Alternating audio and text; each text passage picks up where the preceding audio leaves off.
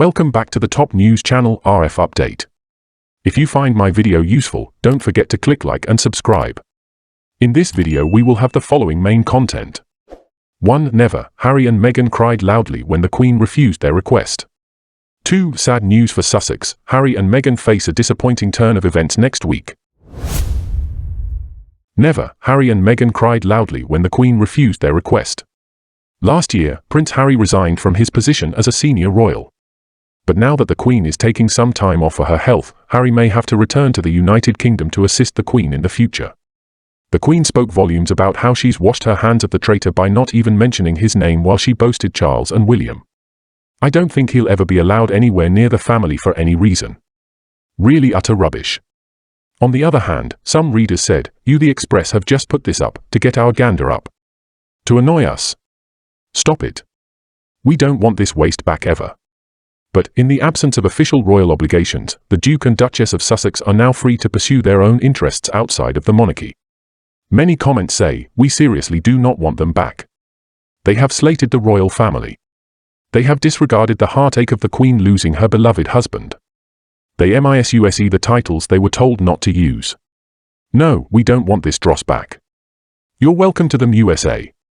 Maybe you put your foot down on their using royal titles when you don't have royalty." Indeed, Harry and Meghan have settled in California with their 2 children, Archie and Lilibet, in a huge property. Even though it may appear that Harry has firmly stepped away from the royal family, he may one day be called back to assist the Queen in her duties. As the Queen ages, she may have to rely on members of the royal family for assistance.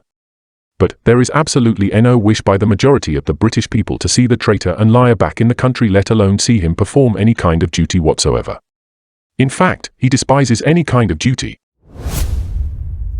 Sad news for Sussex, Harry and Meghan face a disappointing turn of events next week. Due to the royal family's departure, Prince Harry defended the military uniform denial at awards. Following the news that the Duke of Sussex will not be allowed to wear a military uniform at an award ceremony next week, a royal commentator supported Prince Harry. Some comments said, "Having served in the US Marine Corps in the USA and an honorable discharge. I cannot and do not wear my uniform. I am no longer in service. I am a vet. Harry, I consider you a diverter. There is no uniform that will clean you up." He was allowed to join the military even though he did not officially have the qualifications. The military had to have people with him all the time to keep him out of trouble. One theory is put forward: if has been wearing a military uniform for the ceremony, what would the regiment concerned feel about their uniform being worn by a person who has been so treacherous towards their commander-in-chief, HMTQ? There would be uproar. Similarly, how would British veterans feel about being given their medals by an ex-soldier from another nation? If I were one of those veterans, I would be appalled that my gallantry award couldn't be presented by a suitably senior member of my own armed forces and not some minor ex-royal from a small European nation. The whole charade stinks to high heaven. Indeed, what will Harry wear to the upcoming event? When Harry presents prizes at the Salute to Freedom Gala on November 10th, he will be unable to wear a military uniform because he no longer holds honorary military titles. He will instead wear a black suit as he awards 5 medals to military veterans aboard a warship in New York City. While some royal watchers believe that Harry's departure from the royal family was the sole factor in his decision to wear a military uniform, Charles Ray, a former royal correspondent, that Harry's time in the military justifies him wearing a military uniform.